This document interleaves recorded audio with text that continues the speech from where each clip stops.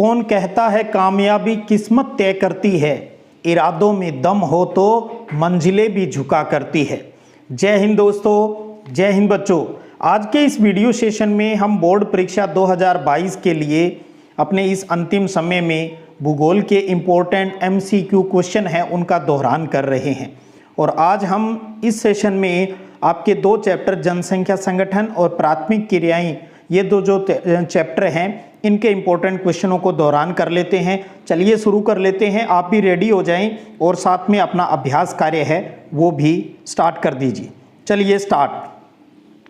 आज का अपना पहला प्रश्न है कि ग्रामीण क्षेत्र वे होते हैं जिनमें लोग रिक्त स्थान क्रियाओं में संलग्न रहते हैं।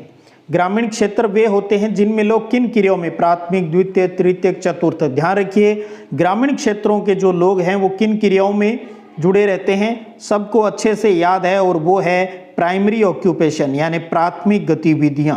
तो पहला ऑप्शन इसका सही हो गया। अगला प्रश्न देखिए कि निम्न में से किसने संयुक्त अरब अमीरात के लिंग अनुपात को निम्न किया है। किसने संयुक्त अरब अमीरात UAE के लिंग अनुपात, सेक्स रेशियो है वो, उसको कम करने में अपना योगदान दिया है। तो ऑप्शन आपके सामने लिखे हुए हैं। पुरुष कार्यशील जनसंख्या का चयनित प्रवास, पुरुषों की उच्च जन्म दर, स्त्रियों की निम्न जन्म दर, या स्त्रियों का उच्च उत्प्रवास। क्या होगा इसका सही आंसर? संयुक्त अरब अमीरात के लिंग अनुपात को निम्न किया है, किसने किया है? सही उत्तर होगा ऑप्शन 1, पुरुष कार्यशील जनसंख्या का चयनित प्रवास। बाहर चले गए हैं इसलिए लिंग अनुपात बढ़ गया है। अगला प्रश्न देखिएगा तीसरा, क्या निम्न में से कौन सी संख्या जनसंख्या के कार्यशील आयु वर्ग का प्रतिनिधित्व करती है? बहुत प्यारा प्रश्न है, ध्यान रखिए। कार्यशील आयु वर्ग, कार्यशील जनसंख्या का वर्ग बताना है। ऑप्शन आपके सामने लिखे हुए हैं, कौन सा होगा इसका सही आंसर?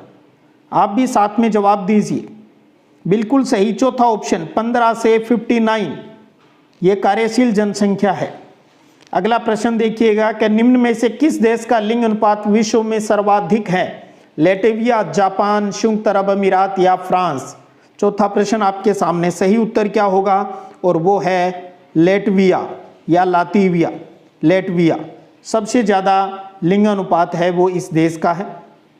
अगला प्रश्न देखिएगा, विश्व की जनसंख्या का औसत लिंगानुपात कितना है? 100 के हिसाब से है। विश्व की जनसंख्या का औसत लिंगानुपात कितना है? ऑप्शन आपके सामने लिखे हैं, ध्यान दीजिए। 100 स्त्रियों पर कितना है? 102, 85, 311 या 100 पर 100 है। बहुत प्यारा प्रश्न है। विश्व की जनसंख्या का औसत लिंगानुपात है वो कितना है? प्रति 100 स्त्रियों पर 102 पुरुष। 100 स्त्रियों पर 102 पुरुष है। उसके बाद देखिएगा, निम्न में से कौन सी रोपण फसल नहीं है? कॉफी, गन्ना, गेहूं या रबड़। कौन सी नहीं है? आपको पता है कॉफी, गन्ना और रबड़ ये रोपण फसलें हैं, जबकि कौन सी नहीं है? वो है गेहूं। बहुत अच्छा प्रश्न है और गौर कीजिएगा, ये little progress every day adds up to a big results. एक प्रतिदिन एक छोटी छोटी प्रोग्रेस एक बड़ा रिजल्ट तैयार करने के लिए। चलिए अगला प्रश्न देखिएगा, निम्न देशों में से किस देश में सहकारी कृषि का सफल परीक्षण किया गया? रूस, डेनमार्क, भारत या नीदरलैंड। क्या होगा सही आंसर? बिल्कुल सिंपल सा प्यारा सा प्रश्न, और वो है डेनमार्क। डेनमार्क। अगला प्रश्न देखिएगा, फूलों की कृषि कहलाती है, क्या कहलाती है? ट्रक फार्मिंग, कारखाना कृषि, मिश्रित कृषि या पुष्पोत्पादन। फूलों की कृषि फ्लोरिकल्चर इंग्लिश में जिसको कहते हैं, और हिंदी में कहते हैं पुष्पोत्पादन। तो 8वें का 4 नंबर ऑप्शन सही होगा।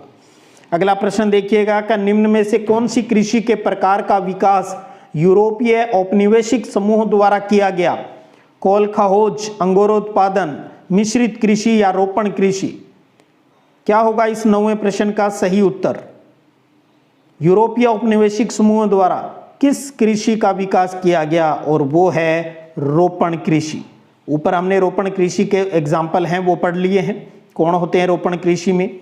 अगला प्रश्न देखिएगा, निम्न प्रदेशों में से किसमें विस्तृत वाणिज्य अनाज कृषि नहीं की जाती है? शब्द पर गौर कीजिएगा, विस्तृत वाणिज्य अनाज कृषि कहां पर नहीं की जाती है?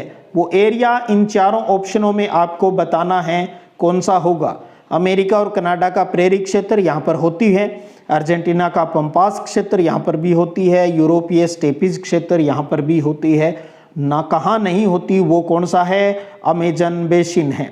तो 10वें का सही उत्तर क्या हो गया, ऑप्शन 4। अगला प्रश्न देखिएगा 11वां, निम्न में से किस प्रकार की कृषि में खट्टे रसदार फलों जैसे कि अंगूर उसकी खेती की जाती है, बाजारीय सब्जी कृषि, भूमध्य सागरीय कृषि, रोपण कृषि या सहकारी कृषि। बहुत प्यारा प्रश्न है, क्या होगा इसका सही उत्तर।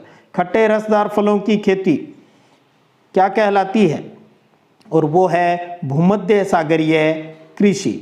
कई बार ऐसे पूछा जाता है भूमध्य सागरीय कृषि में किसका जो उत्पादन है वो ज़्यादा होता है, तो ध्यान रखिएगा खट्टे रसदार फल जैसे कि अंगूर की खेती यहाँ पर अच्छी होती है। अगला प्रश्न है कि निम्न कृषि के प्रकारों में से कौन सा कर्तन दहन कृषि का प्रकार है। कर्तन दहन, विस्तृत जीवन निर्वाह कृषि, आदिम कालीन निर्वाह कृषि, विस्तृत वाणिज्य अनाज कृषि या मिश्रित कृषि। क्या होगा, आपको याद आ रहा होगा कर्तन और दहन का नाम सुनते ही स्थानांतरित कृषि का, जब फसलें कोई जंगल कोई घास फूस एक जगह जला दिया जाता है, फिर उस उपजाऊ राख के अंदर फिर खेती की जाती है, वो स्थानांतरित कृषि है। और ये किस रूप में आती है, आदिम कालीन निर्वाह कृषि। तो कर्तन दहन कृषि किस प्रकार का टाइप्स है, वो है आदिम कालीन निर्वाह कृषि। उम्मीद करता हूँ आप सब बच्चों की बहुत ज़बरदस्त तैयारी चल रही है। आप चाहे स्पीड बढ़ाकर वीडियो को सुने लेकिन रिवाइज जरूर करें, बहुत फ़ायदा मिलेगा आपको इस लास्ट टाइम में। निम्न में से कौन सी एकल कृषि नहीं है, एकल कृषि नहीं है, डेयरी कृषि, मिश्रित कृषि, रोपण कृषि या वाणिज्य अनाज कृषि।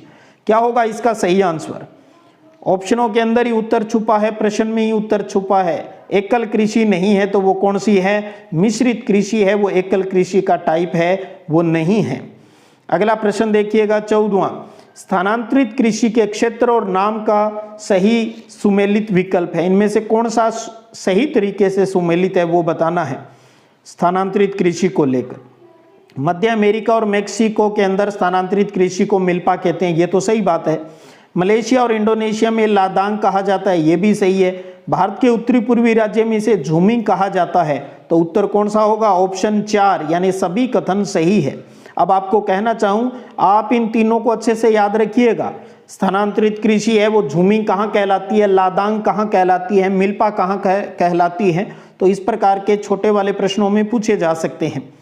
अगला प्रश्न है कि निम्न में से कौन सी फसल भूमध्य सागरीय कृषि का प्रमुख उदाहरण है। बहुत प्यारा प्रश्न है और इसका भाषा बदलकर एक प्रश्न ऊपर भी आया था।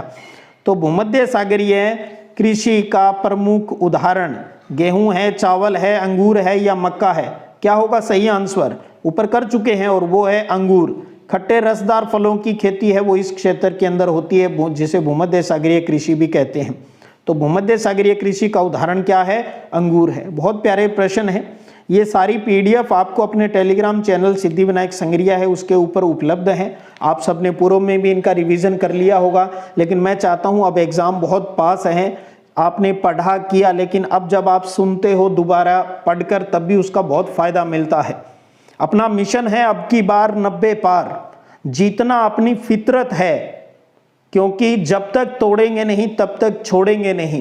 किसी प्रकार की कोई घबराहट अब अपने ऊपर हावी नहीं होने देनी है। हम विजेता हैं और विजेता बनकर निकलेंगे। जीत जाएंगे हम तू अगर संग है, जिंदगी हर कदम एक नई जंग है। चलिएगा फिर मिलेंगे, तब तक जय हिंद जय भारत।